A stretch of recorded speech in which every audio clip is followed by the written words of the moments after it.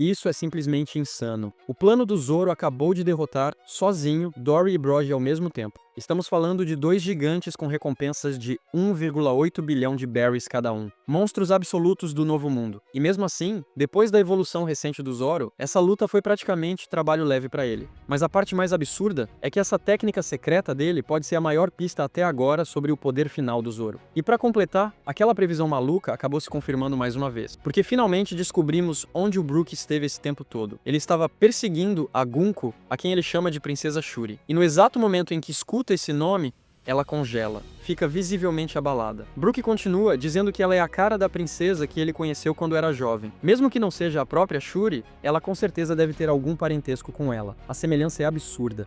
Principalmente os olhos heterocromáticos. E o mais estranho é que essa garota já tinha alguma ligação com a Terra Santa mesmo naquela época, quando Brook ainda era criança. Porque se Shuri ainda estivesse viva hoje, ela teria quase 80 anos. O que coloca o sequestro dela por Imu em algo entre 67 e 70 anos atrás. Ou seja, isso vem de muito antes da história atual. Mas então, o Brook solta uma bomba. Ele admite, quase em voz baixa, que odeia Shuri, porque ela matou o próprio pai. O homem que, pra ele, era como um Shanks, uma figura inspiradora, um herói. Só isso já seria suficiente pra pintar Shuri como um monstro. Só que a reação da Gunko muda tudo. Ela não se defende, não ataca, não tenta justificar nada, ela só olha pro Brook e manda ele fugir. Corre, some dali. E então, Imu toma o controle do corpo dela de novo, como se as memórias da Shuri estivessem começando a voltar. E o fato dela tentar salvar o Brook deixa uma coisa muito clara. Ela provavelmente não matou o pai porque quis. Ela foi forçada. O paralelo é óbvio. Assim como o assassino do pai de Elbaf, o príncipe Loki, que teve que matar o próprio pai depois que ele foi possuído por Imu e estava prestes a destruir o reino inteiro, talvez Gunko tenha passado pela mesma coisa. Talvez tenha sido controlada, obrigada a assassinar o próprio rei. Mas agora, com a presença repentina do Brook, parece que a alma verdadeira dela está despertando. A vontade dela está se libertando do controle de Imu. Só que esse pequeno momento de hesitação é tudo o que Imu precisa. As flechas dela vacilam por um segundo e nesse instante, Imu assume o controle total. Gunko ataca o Brook com uma força esmagadora, liberando o hack do Conquistador por todo o corpo. Mas aí vem a pergunta absurda. Como o Brook, que a gente nem viu usando o hack do armamento direito, consegue bloquear um ataque de Conquistador vindo de Imu, um dos seres mais fortes de todo One Piece? Será que ele estava escondendo o hack do Conquistador esse tempo todo? Pode ser, mas eu tenho outra teoria, e ela faz ainda mais sentido. Assim como ele foi o primeiro Chapéu de Palha a enfrentar um Yonkou, a Big Mom, e sobreviver, Brook agora é o primeiro a bater de frente com o próprio Imu. E lembra, ele já tinha uma vantagem natural contra a Big Mom, porque os poderes dela eram baseados em almas. E adivinha só? Imu parece mexer exatamente com a mesma coisa. Almas, desejos, memórias. Ele literalmente pode reescrever sua identidade à força. Só que o Brook também tem uma Akuma no Mi ligada às almas. O poder dele dá autoridade direta sobre o espírito. Então, quando ele é atingido, é bem provável que ele tenha anulado grande parte do impacto espiritual do ataque de Imu. Além disso, ele ainda usa um escudo feito da lendária árvore Adam, o que aumenta ainda mais a defesa. E tem outro detalhe importante. As memórias da Gunko já estão falhando. Ou seja, ela provavelmente está lutando contra Imu dentro da própria mente. Então, esse golpe nem está vindo com força total. Mas o mais interessante é que isso pode acabar se voltando contra o próprio Imu. Porque o Brook não influencia a alma só com sua Akuma no Mi. Ele faz isso com a música também. E ele já fez isso com a Gunko antes. Ela é uma fã gigante do Soul King. As músicas dele provavelmente despertam memórias antigas, memórias de antes da dominação de Imu. Porque a música ignora a lógica, ignora a ideologia. Ela vai direto pro emocional, direto pra alma. Por isso a hesitação dela acontece antes mesmo dela conseguir pensar. E essa marca de pacto de Imu parece algo gravado diretamente na alma, como um contrato, onde você entrega sua vontade, em troca de poder, ou sobrevivência. Loki não teve escolha. Ele foi forçado a matar o próprio pai por causa daquele sistema maldito. E a Shuri pode ter sofrido exatamente o mesmo destino. Só que o Brook traz algo diferente para a equação, uma ressonância, algo que interfere diretamente nessa marca gravada na alma. E sendo bem sincero, eles vão precisar de uma forma de anular essa marca de pacto e os poderes de Imu, porque vários gigantes, como Dory e Brogy, já foram revertidos, influenciados, corrompidos. Talvez o Brook seja a chave para resolver tudo isso. Porque se você parar pra pensar, a música em One Piece sempre foi o oposto perfeito dos métodos de Imu. Imu divide, isola, separa as pessoas pra controlar. A música faz o contrário, ela sincroniza. Une, transforma vários indivíduos em um só sentimento coletivo, sem apagar quem eles são. O ritmo da dança de Nika sobreviver por 800 anos entre os escravos de Mary Joyce é a prova viva disso. Aquilo dava força, dava esperança, dava memória. Agora escala isso pro mundo inteiro. As músicas do Soul King fazem exatamente a mesma coisa. Mesmo sem entender a história real por trás do retorno do Luffy e dos Chapéus de Palha após o salto temporal, as pessoas sentiam liberdade. Sentiam algo vibrando dentro da alma. E essa ressonância atravessava barreiras: idioma, raça, classe social. Até a Gunko, uma das maiores apoiadoras de Imo, foi afetada pelas músicas dele. Então imagina o que pode acontecer quando o Brook entender completamente como os poderes de Imu dominam a vontade das pessoas e descobrir que, na verdade, foram os próprios Celestiais que mataram o pai da Shuri. Se isso acontecer, eu consigo ver fácil o Brook fazendo o que ele faz de melhor, subindo no palco, transformando o campo de batalha em um show. Enquanto Loki e Luffy seguram Imu na força bruta, Brook luta na alma, quebra o controle, liberta Shuri, liberta Elbaf, sem precisar matar ela. E no fim, ela ainda pode virar uma aliada valiosa na guerra final. Mas, espera aí, o que é que eu tô lendo? Eu fiquei aqui teorizando mó tempão sobre a hesitação da Gunko.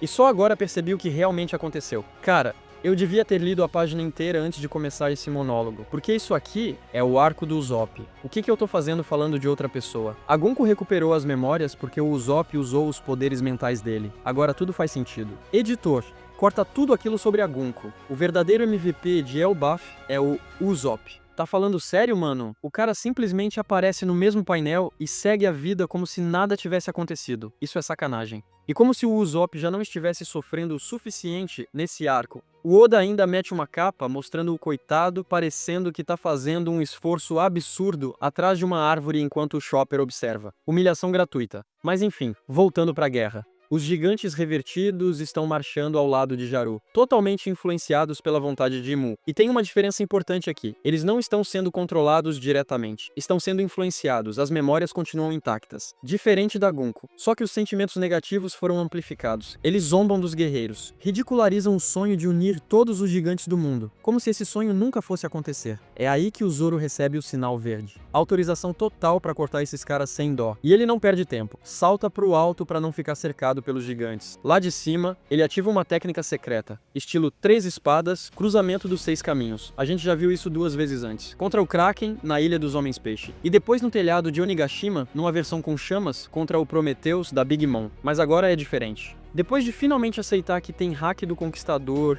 e admitir isso pro Luffy, pro Gaban, pra todo mundo, o Zoro basicamente descobre que estava vazando esse poder o tempo inteiro sem nem perceber. E dessa vez, ele usa a versão mais forte de todas. O golpe explode em área, um corte circular esmagador, instantaneamente derrubando todos os gigantes revertidos ao redor. E não estamos falando de figurantes, são membros da tripulação de Dory e Brody, guerreiros com séculos de experiência, usuários de hack. Lendas vivas. E mesmo assim, vira trabalho leve pro Zoro. Só que Dory e Brody não eram o alvo principal. Eles ainda estão de pé. Um ataque em área desses não é suficiente para derrubar 2 monstros daquele nível. Mas o Zoro já tinha pensado nisso. Ele cai bem no meio dos dois, usa as espadas para se impulsionar, some do caminho no último segundo e faz os 2 gigantes se acertarem. Um corta o outro. A cena é quase idêntica aos duelos deles lá em Little Garden. Só que tem um problema. Com o fator de regeneração deles, esse corte pode se curar fácil. Só que tem um detalhe. Com a influência de Imu já elevando o orgulho deles para um nível doentio, eu não duvido nada que Dory e Brody simplesmente comecem a brigar entre si, em vez de irem atrás do Zoro ou do Jaru. O ego deles foi inflado demais. E 2 gigantes orgulhosos demais no mesmo campo de batalha, isso nunca termina bem. Mas esse momento também é perfeito para falar de outra coisa. O nível absurdo que o Zoro atingiu em Elbaf. Ele não hesitou nem por um segundo antes de pular no meio de um exército de gigantes. Não teve tensão, não teve esforço. Contra Dory e Brody, parecia treino, o cara nem colocou a bandana. Quando o Zoro luta sério, a bandana sempre aparece. Dessa vez, nem precisou. Só isso já mostra o quanto ele evoluiu. E agora que os poderes de Imu estão entrando no território das almas, o Zoro vai ter que despertar algo ainda maior.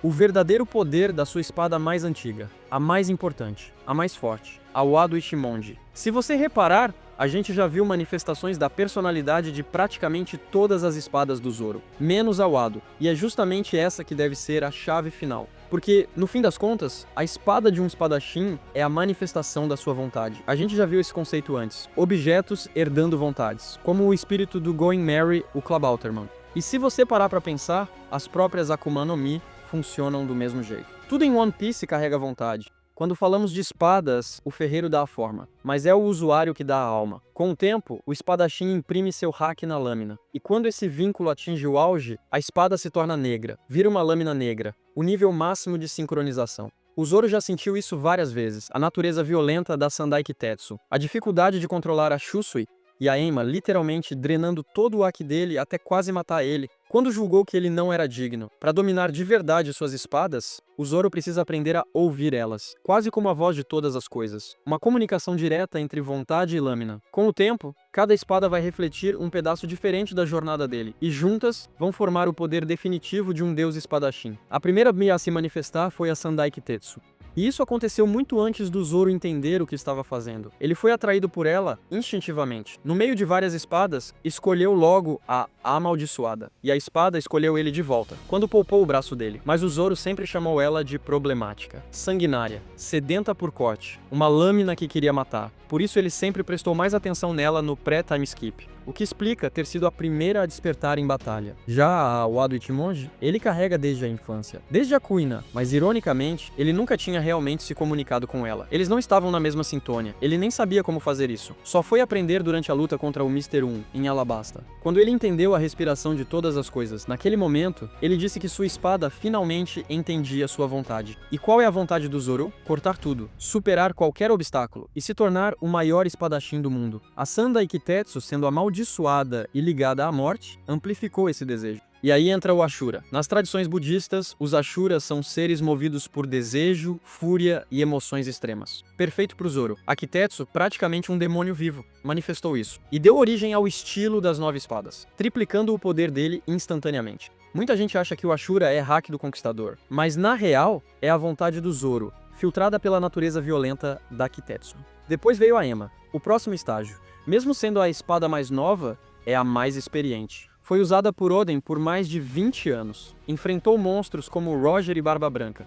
Com esse histórico, claro que ela testaria o Zoro. Durante a luta contra o King, ela tentou drenar tudo dele de novo. E foi ali que ele entendeu. Ela não estava se rebelando, estava julgando, avaliando. Então ele fez o que precisava. Deu tudo, todo o haki, inclusive o do Conquistador. E só então a Enma reconheceu ele, se manifestando como o Rei do Inferno, uma figura que julga almas, exatamente como a função da Enma, medir o valor do seu portador. Mas tem uma espada que ainda não despertou, que nunca se manifestou, que continua em silêncio, a Wado Ichimonji, e justamente por isso, ela é a mais importante de todas. Não é à toa que o Zoro carrega ela na boca, como se fosse o coração do estilo dele, a base, o centro, a verdadeira alma do espadachim. E quando essa espada finalmente responder, aí sim, o Zoro vai deixar de ser só um espadachim forte. Ele vai virar um verdadeiro deus da espada. Para tirar a Wado Ichimonji do Zoro, você teria que cortar a cabeça dele primeiro. Porque aquela espada não é só uma arma, ela é o sonho dele, a disciplina. E a promessa que ele fez para Kuina. Diferente das outras duas lâminas, a Wado não deve ter uma manifestação agressiva. Nada demoníaco, nada imponente, nada julgador. Ela representa o oposto disso. Tranquilidade, equilíbrio, harmonia. A vida inteira do Zoro foi sofrimento. Órfão desde cedo. Perdeu a Kuina. Carregou o peso da liderança dentro dos chapéus de palha. Aguentou dores absurdas, sacrifícios que quebrariam qualquer pessoa. E mesmo assim, ele sempre escolheu o caminho mais difícil. Sempre. Ashura e Enma nasceram desse sofrimento. São reflexos da dor, da fúria, da superação forçada. Mas a Wado Ichimonji é diferente. Ela representa o que vem depois do sofrimento. Transcendência. O próprio nome carrega esse significado, algo como um único traço reto, um caminho direto, sem desvios, sem caos. Com todo o simbolismo budista do Zoro, isso aponta para uma coisa só: iluminação. Ela é a espada que vai guiar ele, para que ele nunca mais se perca, nem fisicamente, nem espiritualmente. No budismo, os Asuras vivem no reino mais baixo, o reino do desejo, da raiva, do conflito. Exatamente o Ashura. Acima disso vem o mundo da forma, consciência, disciplina, julgamento, que combina perfeitamente com a Enma. Mas o estágio mais alto é o reino da não-forma, um estado de pura compreensão, precisão absoluta, zero excesso, só intenção. E é exatamente isso que eu acho que o Oda está preparando. Quando ele trouxe de volta a técnica do cruzamento dos 6 caminhos, não era só um ataque em área estiloso. Tem algo maior ali. Dessa vez, o Zoro tinha um plano, e não se perdeu no caminho para executá-lo.